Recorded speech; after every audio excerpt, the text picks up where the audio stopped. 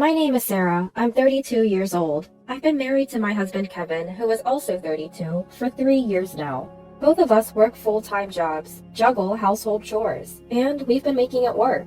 We don't have kids yet, but life has been fun, just the two of us. I work in sales for a trading company. A tough job, but it pays well, while Kevin earns less. But he loves his work and takes pride in it, and I've always admired that about him. Kevin often goes fishing, his hobby, and I was okay with it because it was his way of taking a break from work. We keep our finances separate. Aside from splitting the rent, I cover all other living expenses. It's never bothered me. I didn't have hobbies like Kevin, and I enjoyed watching him have fun. I save up more, and I felt it was okay for me to support him financially. That's how I genuinely felt. If there was one thing that bothered me about Kevin, it was his family, especially his mother-in-law. We live close to them, and because mother-in-law has trouble walking, Kevin often visited. I didn't mind it much, and I'd accompany him whenever I could. Today, on our rare day off, we brought a gift and visited mother-in-law. Well, it's been quite a while, hasn't it?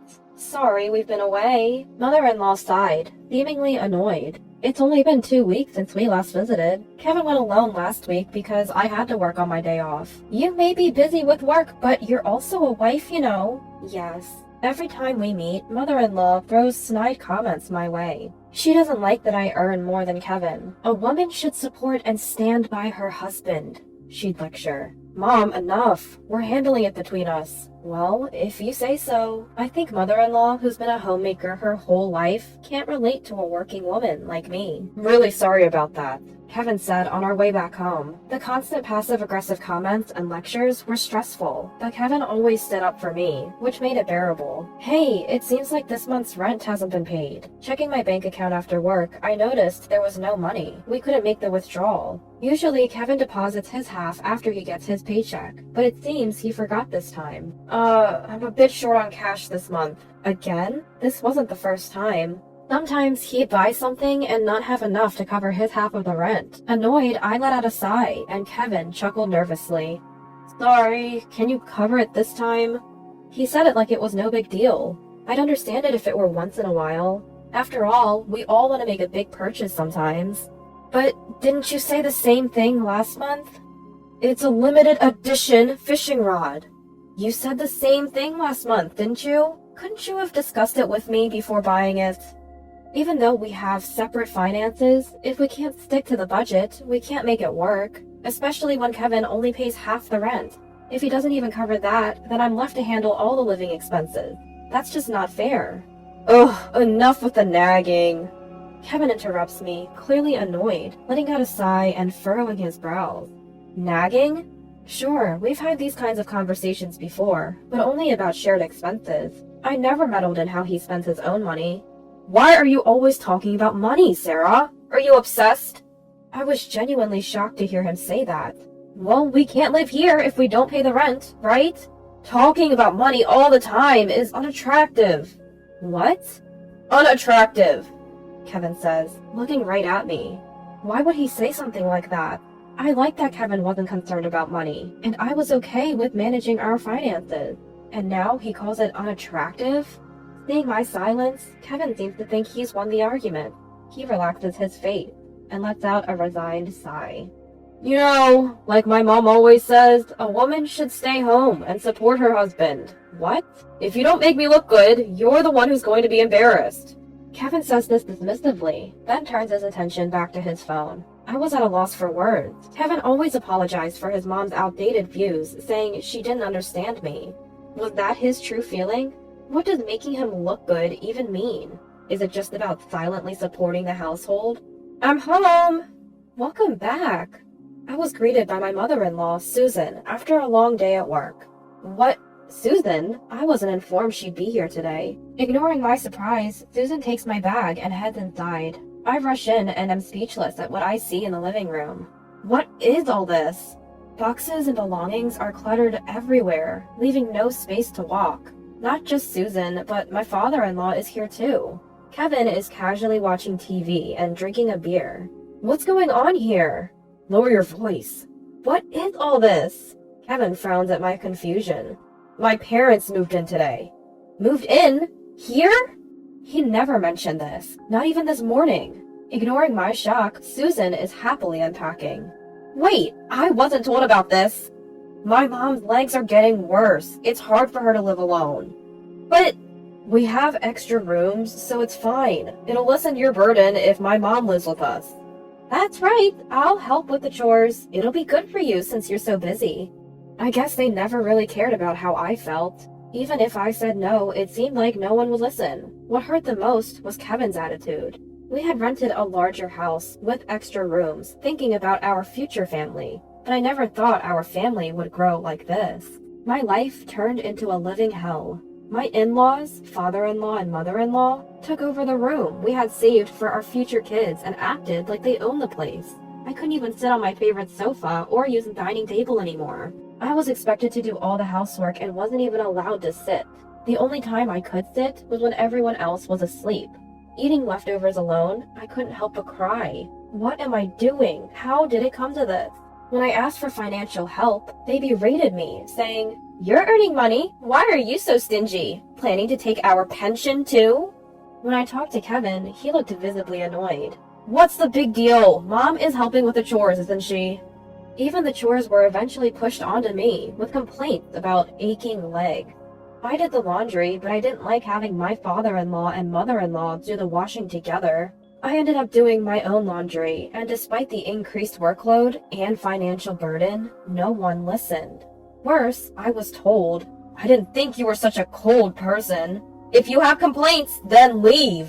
The Kevin who said this was not the Kevin I had loved. Maybe I should leave. I never thought I could be happy with these people. "Your cooking is bland. I don't like the clothes. Why are you so slow? Don't you care about your family?" Every day I was criticized for various things. I got used to seeing my meals thrown away and my belongings tossed into the trash. I felt nothing anymore, even when they nagged me daily. About this month's living expenses. "You're still talking about that? You earn well, it's fine." "But my credit card is being used without my permission. Is this all you, Susan?" "I just borrowed it. I'll pay you back eventually."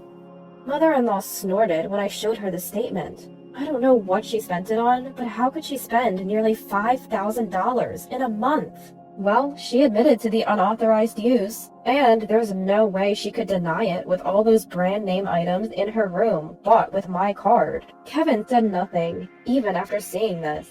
He stopped doing the chores we used to share and wouldn't even look at me, but I won't let this go on any longer. "That's enough." The next day, after hearing that from my lawyer, I took a day off from work and left the house, only to return with a truck. "What about work?" Mother-in-law, who was home alone, asked curiously.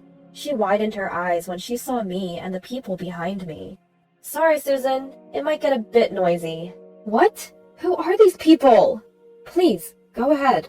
Ignoring mother-in-law, I nodded to the 3 burly men behind me. I led them to my room, bypassing a stunned mother-in-law. "Please move everything out of this room." "Understood." I watched the movers efficiently pack and carry out my belongings, feeling a sense of relief. Who knew it could be so quick once you make up your mind to leave? "Hey, what do you think you're doing? You can't just do this without my permission!"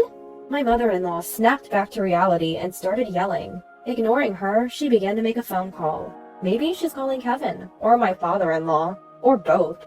I don't really care. By the time they get here, it'll all be over anyway. My mother-in-law tried to stop the movers with her foul language, but she couldn't stop these burly guys. Sorry, this is the last of it." Having moved almost everything out, I finally addressed my ever-nagging mother-in-law. "I'm leaving." "What? Could you please give this to Kevin?" As I tried to hand her an envelope, the door burst open with a loud noise. Kevin, out of breath, was standing there. As expected, he arrived after everything was done. The whole moving process took just about 30 minutes. "What is this?" Kevin looked at my empty room, lost for words, and then glared at me. "What are you trying to do?" "Perfect timing. Here, this is for you." Ignoring Kevin's intense glare, I smiled and handed him the envelope. Stunned, Kevin looked inside and was visibly shocked. "Divorce papers?" "What?" My mother-in-law also peered over, her eyes widening. "How dare you give divorce papers to my son?" "It means exactly what it says. Shall we get a divorce?"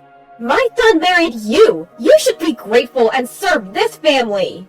The movers, who had been waiting, frowned at my mother-in-law's outrageous comment. Seeing their reactions, I was convinced that her behavior was indeed abnormal. Good, this isn't normal. You did say, if you have complaints, then leave, right? I didn't mean it like... Kevin hesitated. He probably never thought I'd actually leave. He couldn't have imagined I'd walk away. So you thought I'd just quietly obey?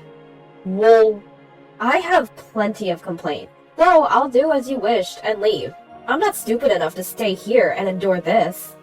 Leaving those words for a stunned Kevin, I walked out of the house with the movers. Sorry for involving you in this mess, I apologized. No problem, we understand, they smiled. You've had it tough, they all said, comforting me. I couldn't hold back the tears anymore. I was scared. I was sad. I was frustrated. But I managed to leave. I felt proud of myself for that. Later, I formally filed for divorce through my lawyer. If you have complaints, then leave. After that conversation, I had been quietly preparing for divorce. I consulted a lawyer and gathered evidence to support my reasons for divorce. Every complaint and snide remark from my mother-in-law and Kevin was recorded. I also documented any meals or personal items they had unjustly thrown away. My lawyer said I had enough evidence, so I immediately started the moving process. I had already signed a lease for my new place. All that was left was to move my stuff in. I chuckled at the few boxes that contained my life, but the thought of being surrounded by things I love excited me. I had to leave behind my favorite sofa and dining table, but I can always find new favorites. I heard from my lawyer that Kevin was stubbornly refusing to divorce.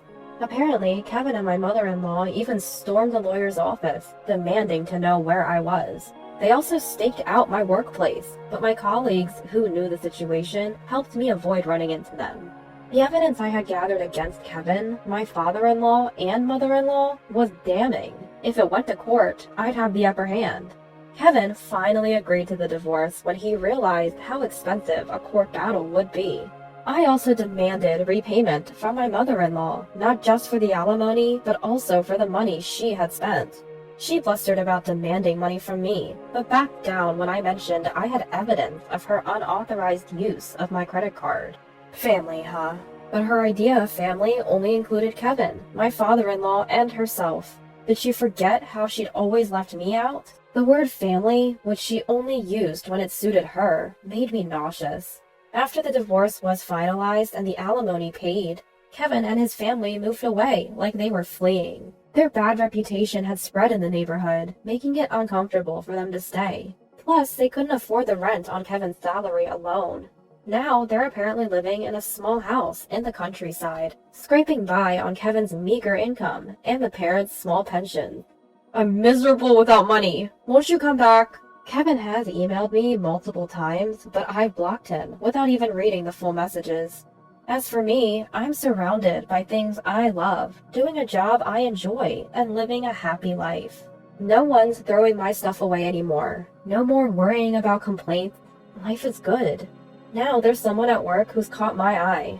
We're both busy, but he's a kind person who says we can take things at our own pace. He knows about my past failures, and has told me he'll wait until I'm ready to trust again. We both want a life where we're independent, but supportive of each other. That's the life I plan to live with him from now on.